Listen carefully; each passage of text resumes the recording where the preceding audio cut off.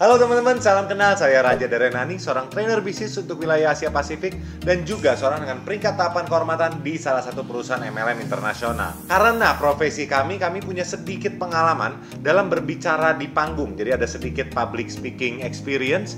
Kalau bicara depan puluhan orang sudah biasa, ratusan orang juga sudah biasa. Top skor kami itu di angka 6.000 orang. Ya, cukup menarik juga buat kami, pengalaman yang luar biasa, 6.000 orang secara offline. Dan kalau secara online, pada saat video ini direkam, channel kami ini sekitar 30 ribuan subscriber dan sudah ditonton lebih dari 1 juta kali. Jadi kalau bicara punya pengalaman, iya punya pengalaman sedikit ya, masih nggak the best. Pengalaman kami juga bukan yang paling jago atau gimana, enggak. Tapi kami datang dari latar belakang yang tidak bisa berbicara dalam bahasa Indonesia.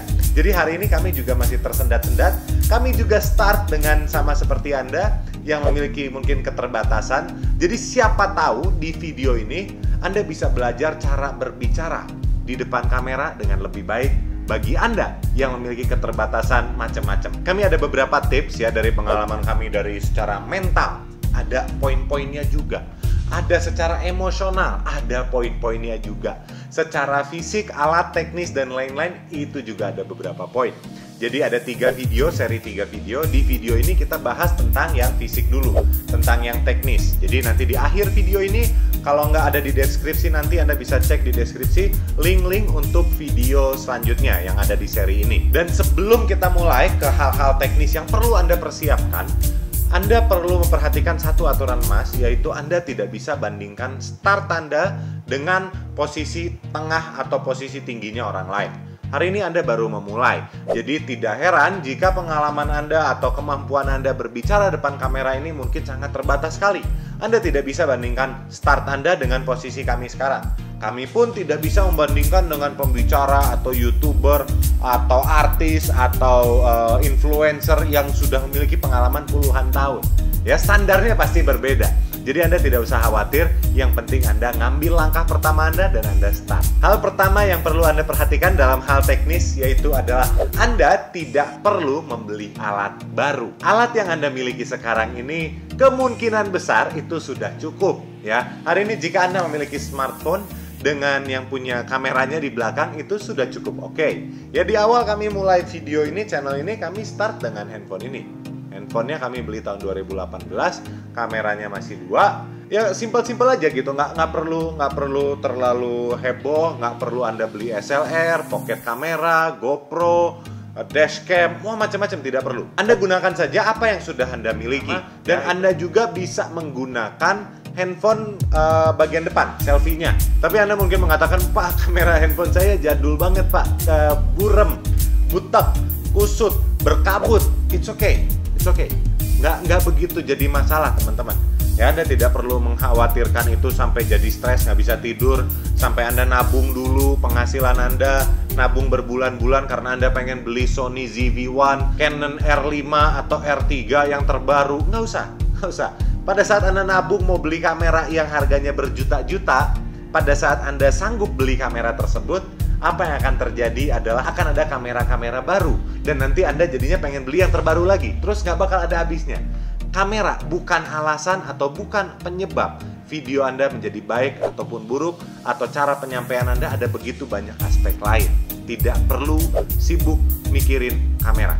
Handphone Anda sudah cukup. Hal kedua adalah audio. Nah, ini hal yang sering sekali dibahas kemanapun saya pergi belajar tentang cara berbicara depan kamera, bagaimana caranya jadi YouTuber, di berbagai buku, berbagai seminar, berbagai kelas-kelas yang saya hadiri, semua mengatakan satu hal ini menjadi kalimat sakral kayaknya oleh para YouTuber atau para pembicara depan kamera, yaitu audio is 50% video. Kalau dalam bahasa Indonesia itu mengatakan bahwa audio kita adalah 50% atau setengahnya dari bagian komunikasi kita seperti ini. Kebanyakan di antara kita hanya fokus kepada membeli kamera terbaru, tapi kita lupa untuk membeli mic ya. Jadi mikirnya, wah kalau mau bikin video atau ngobrol depan kamera ini kita perlu beli kamera. Kameranya harus megapikselnya, wah yang gede-gede, yang ngejreng-ngejreng. tapi lupa bahwa sound juga penting. Kita mendengar juga dengan telinga kita. Kita melihat video kita juga dengan telinga. Sehingga audio pun sangat penting. Audio yang jelek akan membuat mood Anda juga kurang bagus. Seperti contohnya yang ini nih. Nah, teman-teman, ini adalah contoh kondisi kualitas audio yang mungkin kurang ideal. Karena ada beberapa suara yang bocor, suara jalan, suara dari belakang, dan suara angin. Nah, ini contoh kualitas audio yang kurang ideal. Ya, kebayang ya, itu ada banyak suara yang bocor. Bocor itu adalah istilah di mana mendapatkan suara-suara kebisingan dari luar. Salah satu hal yang Anda bisa lakukan untuk menghindari bocor secara audio adalah merekam di tempat yang berbeda, atau jika tidak, Anda bisa merekam di waktu yang berbeda. Karena tempat yang sama sekalipun, tapi kalau waktunya berbeda, potensi bocornya juga tidak akan sama. Anda bisa mendapatkan suara yang lebih steril, ya, yang lebih bersih. Tips ketiga yaitu lighting. Nah, lighting ini penting nggak? Ya penting. Tapi Anda juga tidak usah harus sampai mengerti beli lampu kanan, ada 3-point lighting, ada 2-point lighting, ada 5-point lighting, ada background, ada contrast, hue, saturation, shadow, apalagi tuh, macam-macam lah. Ilmu lighting ini ada color grading. Ilmu lighting ini canggih. Ya, ini besar sekali. Tapi kita bukan filmmaker. Tujuan kita bukan jadi pembuat film, sutradara, enggak. Tujuan kita hanya berbicara depan kamera.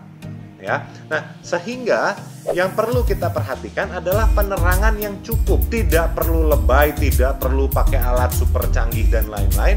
Itu nanti dengan berjalannya waktu, dengan Anda punya pengalaman, Anda punya budget lebih, Anda mau merapikan, it's okay. Tapi untuk di awal, ya kayak gini juga cukup. Ya, salah satu tips lighting yang paling sederhana yang bisa Anda lakukan adalah merekam di kondisi siang hari, dekat jendela. Ya, natural light yang seperti yang sedang kami dapatkan sekarang ini, natural light. Ini adalah pencahayaan terbaik. Kalau Anda tidak bisa mendapatkan natural light, Anda bisa menggunakan sumber lampu Anda itu di depan Anda. Hindari sumber lampu Anda, sumber pencahayaan Anda itu terjadi di belakang. Apakah itu matahari ataukah itu lampu, kalau di belakang hasilnya kurang bagus. Jadi usahakan mentok-mentok kalau nggak di depan, di samping kanan atau kiri, di sisi segini masih oke, tapi usahakan lebih ke depan lebih bagus. Itu aja sederhananya. Ya, jadi nggak ribet-ribet juga, nggak susah-susah juga, nggak perlu mikirin aneh-aneh. Tips keempat cara berbicara depan kamera yang enak adalah Anda perlu perhatikan framing. Ya, ini kondisinya framing. Ini tangan saya kayak gini, kanan kiri. Ini posisi saya kurang lebih berada di tengah. Tangan saya juga ada space sekitar 2 atau 3 jari dari atasnya ya. Ada frame-nya kurang lebih segini. Nah, kalau kita ngobrolnya begini, boleh nggak? Boleh, cuman ini kan kepalanya kepotong. Ya, hindari potong kepala, apalagi potong badan. Tangan kayak gini, Anda terlalu di sebelah sini, ini juga kurang bagus.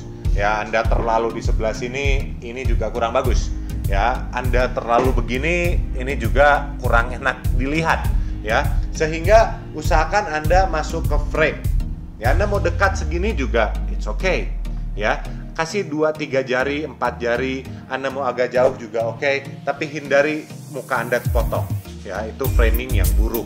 Kalau di luar itu it's okay, tidak usah terlalu ribet juga. Anda mau duduk di sini boleh. Anda mau duduk di sebelah sini, framingnya seperti ini juga it's okay. Satu hal yang perlu Anda perhatikan pada saat framing, jangan kepotong, itu aja. Ya, jadi framing juga sangat sederhana. Tips kelima adalah Anda perlu melihat ke kamera. Ya, akan berbeda sekali pada saat Anda lihat ke kamera dan Anda lihat ke layar. Umumnya jika Anda menggunakan selfie kamera, Anda layar handphone yang di selfie itu, Anda akan terangsang untuk melihat muka Anda. Ya, Anda akan usahakan, oh framingnya gimana nih, wow udah pas atau belum, begini begitu. Anda akan terpaku melihat diri Anda sendiri. Nah, ini contoh mata saya, muka saya pada saat saya sedang melihat layar atau sedang melihat diri saya sendiri. Ini kalau saya sedang melihat lensanya. Ini saya melihat diri saya sendiri, ini saya melihat lensanya. Beda nggak? Ya, umumnya harusnya Anda merasakan perbedaan ya. Handphone kedepannya makin lama makin canggih, saya yakin masalah ini bisa lebih diselesaikan. Di mana fokus orang dia akan mungkin merubah dan lain-lain secara software ataupun secara hardware posisinya. Tapi pada umumnya, usahakan untuk selalu terbiasa melihat ke kamera. Anda tidak perlu framing ini kayak sekarang saya lagi framing. Anda sudah framing, udah oke, ya udah. Lihat ke kamera. Bulatan kecil itu yang ada di ujung handphone Anda di bagian atas, apakah mungkin di sisi atau mungkin di mana, usahakan lihat ke kamera. Anda tidak akan melihat badan Anda, tidak perlu melihat badan Anda, karena kalau sudah framing sekali, harusnya nggak ada masalah lagi. Kalau kita di dunia nyata, kan kita terbiasa untuk melihat mata orangnya. Ya, kita tidak melihat, di belakang kita ada apa. Ya, kita nggak melihat di belakang kita ada apa. Kita terbiasa untuk melihat mata orang. Nah, mata orang dalam dunia perkameraan, dalam dunia perbincangan dengan kamera, itu berada di lensanya. Apakah lensa kamera SLR ataupun lensa handphone yang mungkin kecil banget. Nah, tapi Anda perlu perhatikan ke sana. Tatap mata Anda ke lensa. Tips ke-6 adalah kostum. Kostum, ya, pakaian. Nah, pakaian ini sebetulnya bebas. Anda tinggal sesuaikan, yang penting pantas. Ya, bebas, tapi yang penting pantas. Anda bisa sesuaikan dengan kebutuhannya. Kalau Anda misalnya sedang berbicara depan kamera dan topik yang Anda bahas adalah tentang dapur, tentang masak, ya mungkin lebih wajar atau pantas jika Anda menggunakan celemek, ya, atau bahasa Inggrisnya apron. Bahasa Indonesianya kalau nggak salah namanya celemek. Ya, saya nggak begitu fasih. Kalau Anda lagi di dapur dan Anda bahas materi tentang masak, Anda menggunakan jas, kayaknya aneh. Ya, Anda bicara di pantai, berbicara dengan topik pantai, Anda mau menggunakan baju pantai, oke. Anda menggunakan jas di kondisi pantai, tidak cocok. Sebaliknya, Anda sedang mau interview atau sedang berbicara tentang bisnis atau berbicara konteksnya tentang usaha, pendidikan, keuangan, Anda kalau pakai kostum pantai kayaknya kurang cocok, ya. Anda boleh menggunakan dengan kondisi sekarang work from home.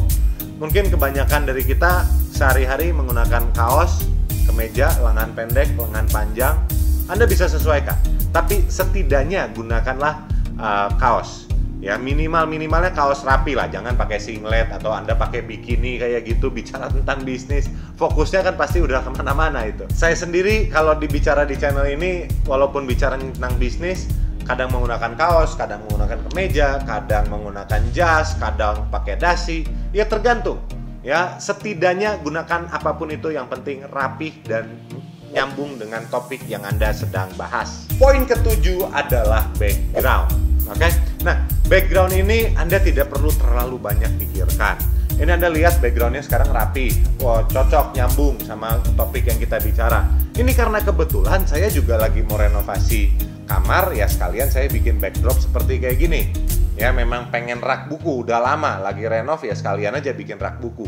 Jadi agak lebih keren ya. Tapi saya start channel ini, Anda bisa tonton video-video kami sebelumnya, bahkan sampai 25.000 subscriber, kita itu ngobrol di ruang tamu gitu. Jadi background ini nggak perlu gimana-gimana banget. Anda bisa mau pakai background apapun, mau di ruang tamu, mau tembok langsung, it's okay. Anda pikirin background itu cukup 2 detik. Kalau lebih dari itu kebanyakan mikirnya. Poin ke-8, dan ini sangat krusial juga, itu pada saat Anda sedang berencana merekam pembicaraan Anda buat di YouTube atau buat jadi video atau buat hal yang lain, pastikan memori di handphone Anda itu ada, ya. Kami sudah mengalami puluhan video, apakah itu menggunakan kamera SLR atau menggunakan handphone atau apa, macam-macam alat yang pernah kami coba-coba, memori cardnya penuh. Memori handphonenya penuh, jadi udah ngobrol panjang lebar, nggak kerekam. Jadi itu jadi problem juga. Sehingga sebelum Anda merekam, pastikan Anda memiliki slot memori atau jatah memori di handphone Anda yang cukup. Kalau Anda kekurangan memori, Anda bisa beli OTG, Anda bisa beli flash disk, Anda bisa pindahkan data dari handphone Anda ke komputer, ke laptop, atau Anda bisa delete lagu-lagu yang sudah tidak Anda dengar, delete video-video WhatsApp dari grup keluarga, delete foto-foto WhatsApp dari grup keluarga, broadcast-broadcastan Anda delete, kosongkan handphone Anda, simpan ruang untuk video Anda. Jika Anda merasakan video ini bermanfaat, kami ingin dukungan Anda, berikan like-nya, dan Anda juga bisa bagikan video ini kepada relasi Anda, tim Anda, downline Anda, teman-teman Anda, status media sosial Anda bisa jadikan ini sebagai status untuk membantu Anda dan teman-teman Anda, tim Anda untuk berbicara depan kamera lebih pede. Kita ada 2 sesi lagi, kita akan ngobrol lagi. Anda bisa klik di sebelah sini ataupun di sebelah sini. Kita lanjut di video berikutnya. Saya Raja dari Renani dan sangat tertarik sekali untuk bertemu dengan Anda di pertemuan berikutnya. Bye-bye.